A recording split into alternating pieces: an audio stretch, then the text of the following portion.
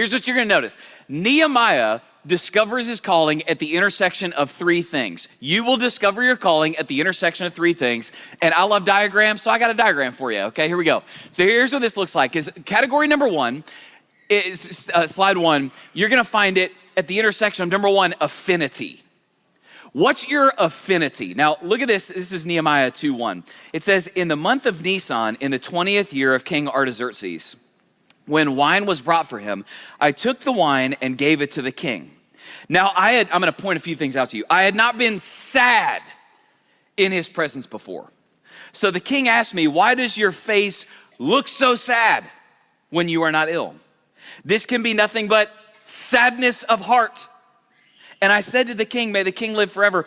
Why should my face not look sad when the city where my ancestors are buried lies in ruins and its gates have been destroyed by fire? Here's what's happening. Nehemiah's looking at the city of God and he's going, man, the city's destroyed and God's people are unprotected. And watch this, it broke his heart. Here's question number one for you. Next slide. What breaks your heart? You've got to be able to answer this question. Let me ask it positively. Which of the purposes of God do you emotionally reverberate to? Let me ask it negatively. What is it that you can't stand? What is it that when you see it, a righteous anger wells up within you and you're just like, man, it shouldn't be this way. So here's what you got to get. Not everything from heaven has your name on it, but something does, and everyone, God's given everybody different affinities. Here, an example, me and Jana are a perfect example of this. Jana and I are both have deep callings, but they're very different affinities. If you've ever met my wife, Jana, little sweet, 5 foot tall, redhead Jana, Jana's got a pastor's heart. Jana, she loves weeping with those who weep. She loves ministering to the hurting. She loves praying with people who are afraid. She loves encouraging widows. She's the kind of person just bubbling over with compassion. She's got a person who she'll see an animal rescue commercial and she just can't do it. She's just weeping. She's, oh man, you're just overwhelmed. I see an animal rescue commercial and I'm like, man, I love animals too. They taste amazing. You know, it's like, we are very, very different people. So that's Jana. Now for me, it's like, man, if I see a broken strategy, if I see an inefficient system, if I see a poor allocation of resources, it's like, I just lose my mind. We are very different. Let me ask you this question. What breaks your heart? Is it hurting people? Is it a generation being indoctrinated by a godless culture? Is it biblical illiteracy? Is it the last, the lost, the least, or the lonely? What breaks your heart? Now, category number two, you got to understand this. You'll find your calling at the intersection of your ability. Now, look in verse 11. In chapter 1, verse 11, here's all it says. It says, now I was cupbearer to the king. Okay. Now, we don't have this role, so let me help you understand this really quick. So Nehemiah, cupbearer to the king, here was his job, all right? A lot of people trying to kill the king of a huge Persian empire. So Nehemiah's job as cupbearer was to eat the king's food and drink the king's wine before the king did. And at the top of his job description was, and if somebody poisoned it, your job is to die first. So, you know, very, very high employee satisfaction survey results for cupbearer to the king is what you got here. This was Nehemiah's job. Now, I'll take it a step further. Nehemiah, as cupbearer, he was in the king's court. He was part of the king's council. You might call him the chief of staff for the king. And as you read the book, you'll see this. He has a clear gift for organizational leadership, for strategic planning, and for diplomacy. Question number two, you got to answer the question, what are my gifts? What am I good at? So it's not just affinity. What do you want to do? It's gifts. What has God actually made you good at? Okay, I have learned this these many years in ministry. Some people think that they are called to sing, but nobody seems to be called to listen to them. You see, you have to actually answer the question, what am I good at? And if you want to know your destiny, look at your design. So I love, I grew up reading the Chronicles and Narnia books over and over and over when I was growing up. And the first book in that series, in The Lion, the Witch, and the Wardrobe, there's this moment where the 4 Pevensey children, they're visited by Father Christmas and they get given 4 gifts. And if you've ever read it before, they get these gifts and they're like, they have no idea why these gifts have been given to them. They're looking at these gifts and they're like, I don't even know what this is. Lucy's given some ointment, Peter's given a sword, and there's like not even a battle going on. He's like, why is this happening? But later in the book, they're thrust into this battle with a white witch. And in the heat of the battle, it dawns on them, oh, Aslan, the lion that represents Jesus, he sent these gifts to us because he knew what we were going to need in the moment. And they figured out why they were given the gifts. So Lucy realizes that she was given healing ointment to bind up the wounded in battle. Peter realizes that he was given a sword. He's like, oh, I was given this because I'm a leader and I'm supposed to lead an assault on the white witch. So watch this. They figured out what Aslan wanted them to do by looking at the gifts he had given them. You will figure out what God put you on this planet to accomplish by looking at what gifts he's given you. And you need to know this, okay? You may have no spiritual background whatsoever. You've been given gifts by your Heavenly Father. Every single person. I've got a friend, true story, that's a pastor in New York City. And in his church, he had a converted drug dealer that gave his life to Christ.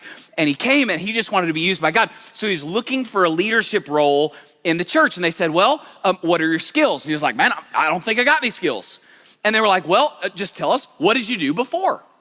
And he was like, he said, well, I was into like pharmaceutical distribution, is what he said.